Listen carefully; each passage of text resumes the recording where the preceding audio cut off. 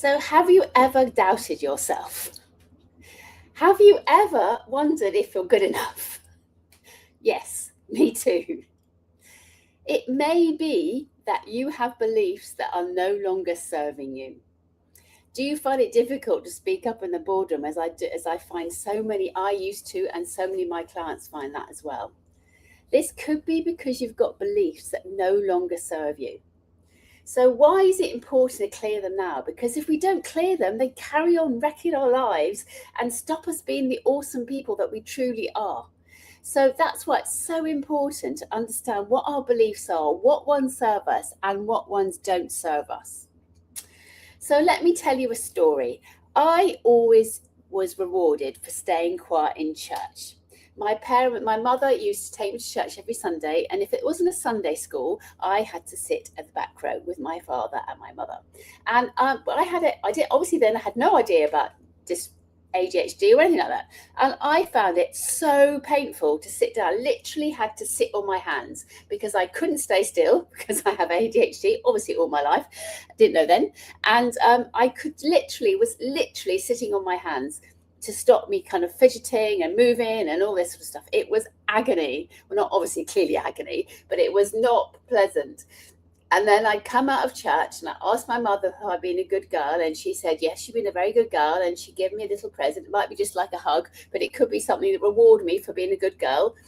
And that set up my belief. You have to be a good girl. Because as a child, I think if you're a good girl, you're quiet, you're a good girl. If you're loud, you're a bad girl. So this is the screwy rubbish thinking that we create as children with all our beliefs that are set by the age of 7.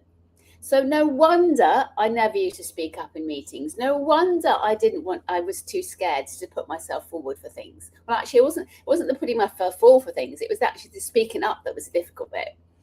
And then I suddenly had this light bulb moment that it was because I'd been brought up as a child to stay quiet, to be good.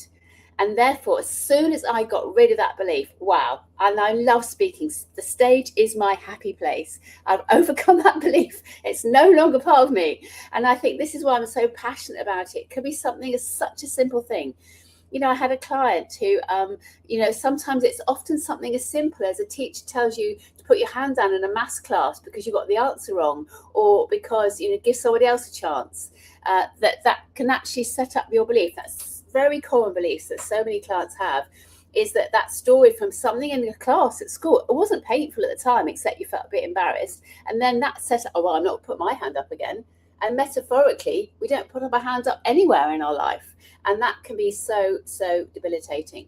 So that's what I want to talk to you about today, is have a think about what thoughts, because a belief is merely a thought we keep telling ourselves. I'm not good enough. I can't do this. It's not helpful.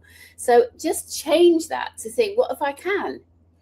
And if you imagine that, a thought is a thought, obviously, but our subconscious mind doesn't know the difference between a thought and actually a reality, which is why we can be so debilitated by our thoughts. But they're not real, they're just a thought. So the power of telling ourselves the things that are important to us, I can do this, I am good at this, I am really be your cheerleader, because that is when the magic happens. Don't believe this negative talk that's going in your head that you've created at some point in your life, because it's not helpful. And we can't start creating our behavior according to those negative beliefs. So my action for you today is to have a think about where do things not working? Is that because there's a belief that might be going on that might not be serving you, like don't speak up, for example? And then if you want to, let's just do a scorecard so you can find out how those beliefs shown up in your leadership.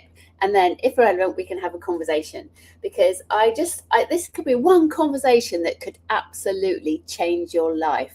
I has had so many of these conversations with so many clients, and it's just magic to see the light bulbs switch on and suddenly, from being fearful in the boardroom, they show up impact influence. I've had clients that have got immediately promoted because suddenly they show up so differently. They've actually, got headhunted because they suddenly show up differently as themselves. So it's all about the courage to be you, and that includes getting rid of those beliefs. So look after yourself, and I'll see you tomorrow. Take care. Bye.